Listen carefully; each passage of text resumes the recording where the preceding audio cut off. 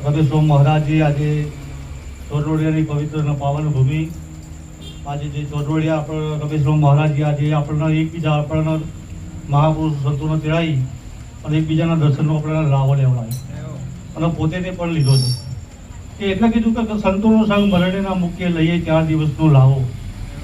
આ સંતોનો દર્શન કરવું ને બહુ અતિ દુર્લભ છે.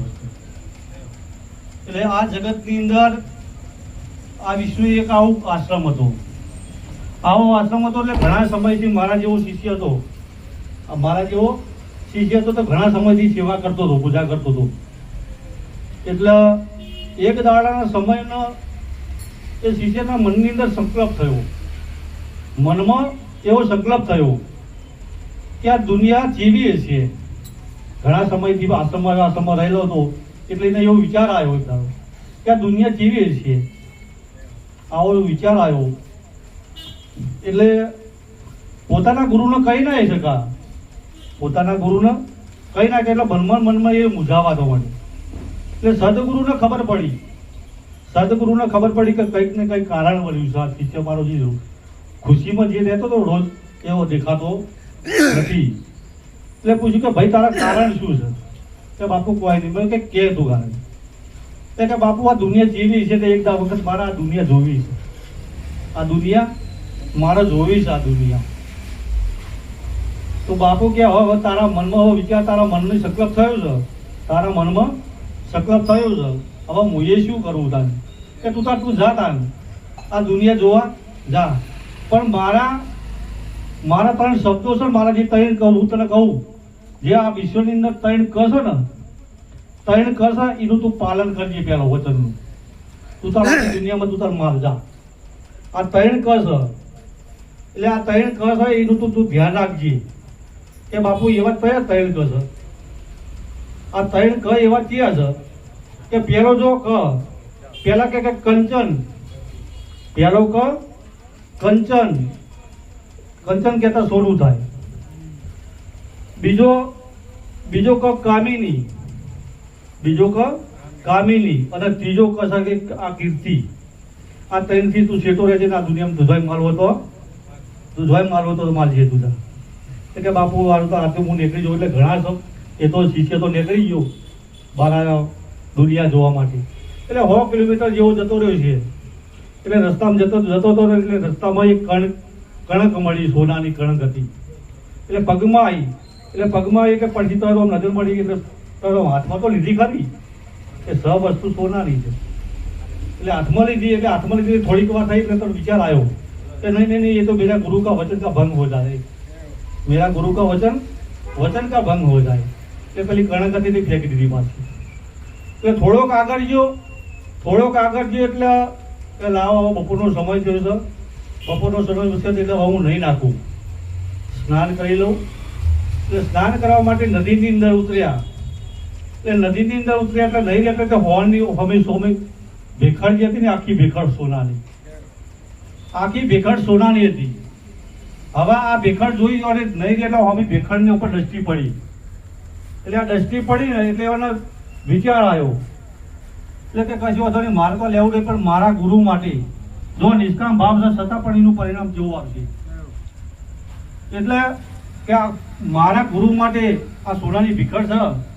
હવે જે આવો આ લાકડાનો સિમેન્ટનો આવો આશ્રમ મારા ગુરુનો છે, પણ જો મારા ગુરુ માટે આ ભીખડમાંથી આ સોનાનો છે એમાંથી લઈ જઈ અને મારા ગુરુનો આશ્રમ સોનાનો બનાવું, મારા ગુરુનો આશ્રમ સોનાનો બનાવું, સોનાનું સિંહાસન બનાવું મારા ગુરુ માટે.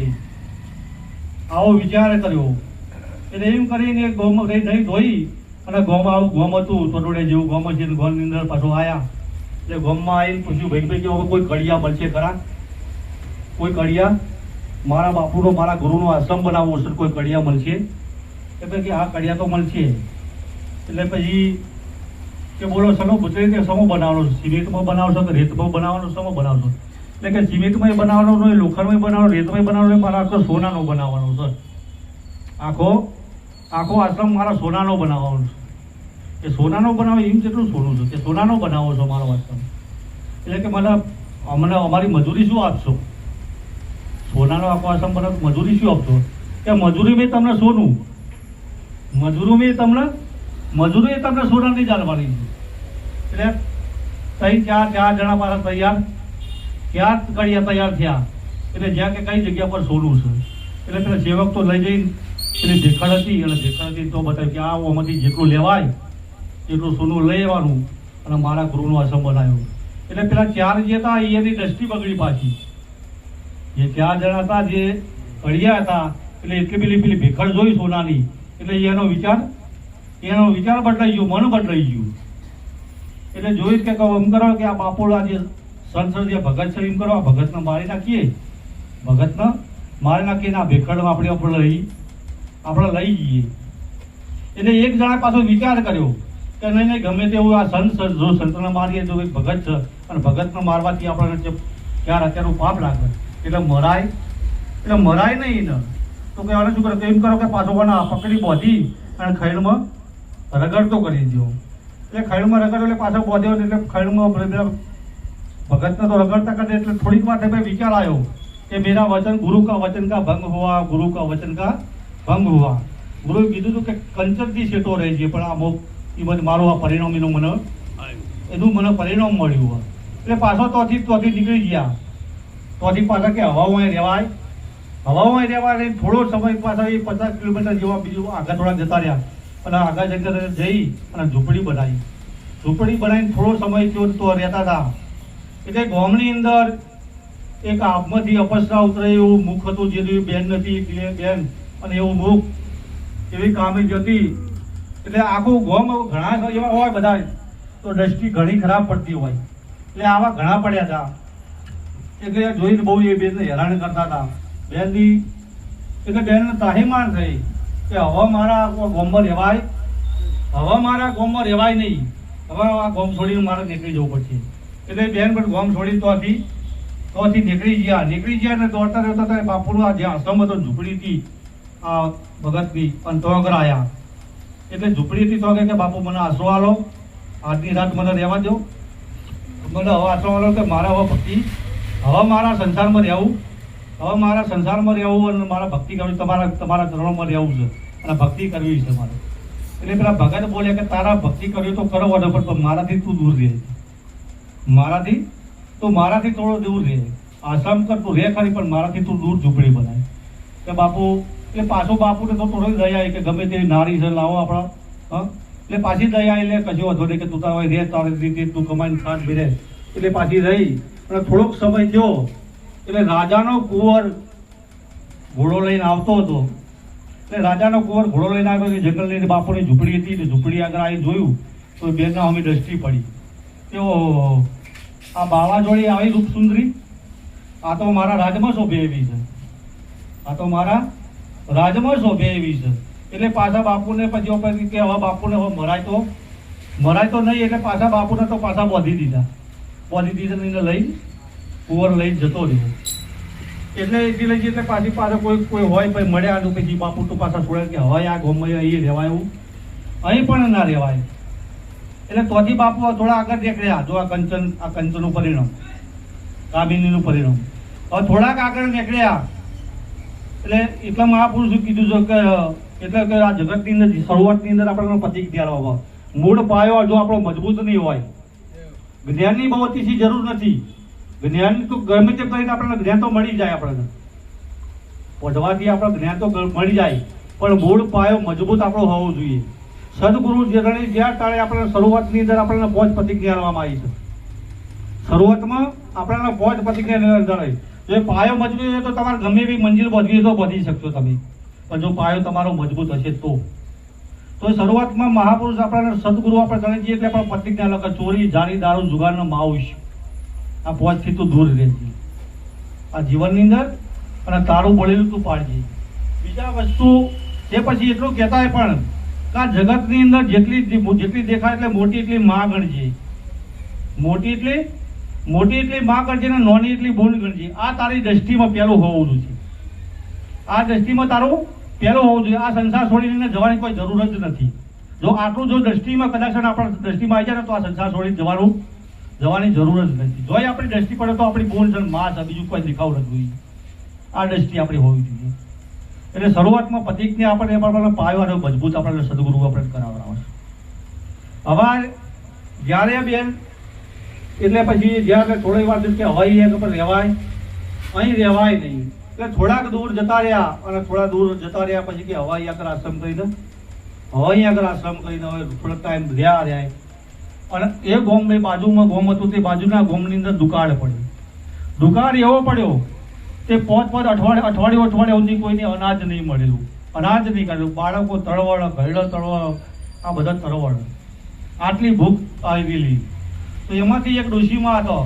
ડોશીમાં એ વિચાર કરવા માટે કે ભાઈ મારા નાના છોકરા છે, ભૂખે મળે છે, મારા નજરે હું જોઉં છું, મારાથી જોયું જતું એમના પહેલાં હું મારા પ્રાણ ત્યજી દઉં. એટલે ડોશીમાં મરવા જતો તો થોડોક આગળ ગયો અને જંગલની અંદર એ બાપુ બેહેલા આશ્રમની અંદર, આસન વાળી સાધના કરવા બેહેલા. એટલે બાપુને જેમ કે પહેલાં તો ગમે તેવું સંત લાવો, એક વખત પગે લાગી લઉં સંતને, એક વખત પગે લાગી લઉં પછી હું મારું કાર્ય જે મારું પ્રાણ ત્યાગી દઉં. એટલે બાપુને પગે લાગ્યા એટલે બાપુ કીધું કે બે મારી અત્યારે કેમ આપવું પડ્યું આ જંગલની અંદર તમારે?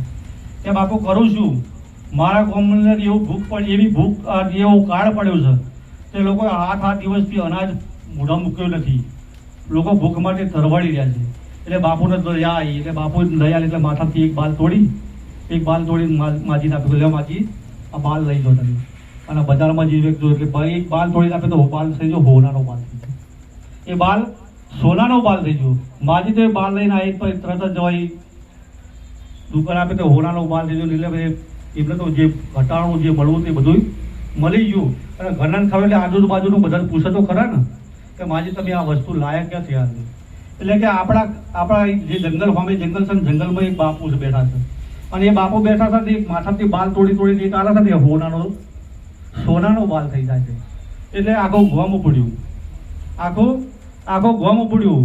બાપુ તો ધ્યાનમાં બેઠા હતા બધું આખું ગોમ જઈને બાલ તોડવા માટે બાલ એક કરતા બધા બાલ તોડે.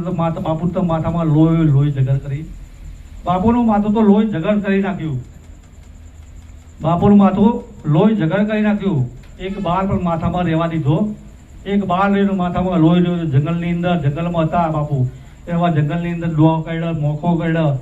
એ બાપુને એટલી બધી વેદના થાય કે ના પૂછ્યો વાત. એટલે પાછા વિચારમાં આવ્યો કે ગુરુ કા વચન કા ભંગ હુઆ, ગુરુ કા વચન કા ભંગ હુઆ. એટલે પાછો વિચાર કર્યો પછી કે હવા જીવા હવે બાપુ કે મેં મારા વચન તોડ્યું છે, મારા ગુરુનું મેં વચન તોડ્યું છે કે કંચન કામિનીના કીર્તિથી આ શરણથી તું સેતો રહેજે. એટલે મારા ગુરુનું વચન જાણતા અજાણતા મારથી આ તૂટ્યું છે, પણ વચન એમ તો પસ્તાવો હોવો જોઈએ. દરેકની ભૂલ થાય, ના થાય નહીં. આ જગતની અંદર મોટા મુનિવર પંડિતો પણ ભૂલા પડી ગયા છે. વિશ્વની અંદર મોટા પંડિતો મંડેશ્વરો પણ ભૂલા પડ્યા છે. ભૂલ પડી, ગમે તેની ભૂલ પડી જાય, પણ એ ભૂલનો સુધારો જો જીવનની અંદર થઈ જાય ને જીવનની અંદર તો જીવન આપણું સ્વાર્થક બની જાય. પણ પોતાના ભૂલનો પછતાવો પોતાને કરવો જોઈએ. આપણે ભૂલ કરી હોય તો આપણે સ્વયંને આપણને ખબર હોય, આપણે ભૂલ કરેલી આપણને સ્વયંને ખબર હોય. એટલે પોતાને જ ભૂલ કરી હોય એને પાછો પછતાવો.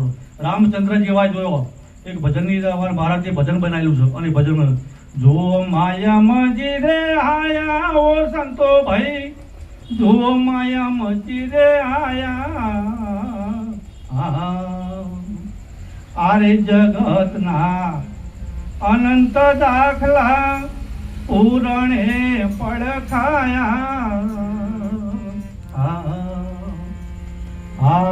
રામચંદ્ર જેવા એ મહાસતવાદી ભાઈ વિશે ભરમાયા.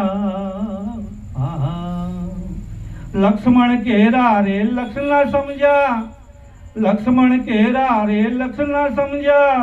એ ભાઈ વિશે ભરમાણા ઓ સાધુ ભાઈ, જુઓ માયા મજી રે આયા.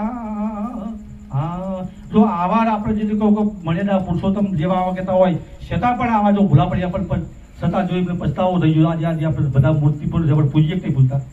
પસ્તાવો જેવા મહાપુરુષો છે, પસ્તાવો થઈ ગયો. પણ આજે એમના ભગવાન બનાવીને પણ આપણે પૂજીએ અને પૂજીએ છીએ. એટલે તો બાપુ પેલા જે સતત કે હવે ભાઈ આ જગતમાં હવે મારા રહેવાય નહીં. હવે ગમે તેમ કરીને હવે આત્મહત્યા કરી દઉં. એટલે મરવા માટે જો વેદના એટલી બધી વેદના થતી, વેચનો લંગ મારા એટલી વેદના થતી, બાપુથી રહેવાતું નતું વેદનાથી કે હવે બસ મરવા સિવાય બીજો કોઈ આરો હવા મરવા સિવાય બીજો કોઈ આરો નહીં. એટલે તો અગર સીધા મરવા માટે જતા હતા, હવામાં એક નદી હતી ને, નદીમાં મરવા જતા પેલા બાપુને ઘણી વખત થયું, આશ્રમની અંદર બાપુ હતા એટલે એમને થયું કે મારો ચેલો 5 વર્ષનો વણવાઈ ગયો છે, હજુ સુધી આ દુનિયા જોવા જતો વરીને આવ્યો નથી. લાઈને એક વખત હોમો જોઉં જીવનની એની શું હાલત હશે આ જગતમાં. એટલે બાપુ એક વખત હોમા જતા હતા, લાવ કે આ શિષ્ય મારા હોમો જોઉં છું.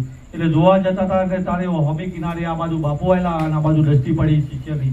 એટલે કે મારા બાપુ હોમા આવે છે. એટલે આમ જો કે થોડી વાર રહેજે, થોડી વાર રહેજે, હવે ભરવાનું કરતો હોય તો થોડી વાર રહેજે. એટલે બાકી હવે એક વખત મારા બાપુના દર્શન કરીને પછી આત્મહત્યા કરું.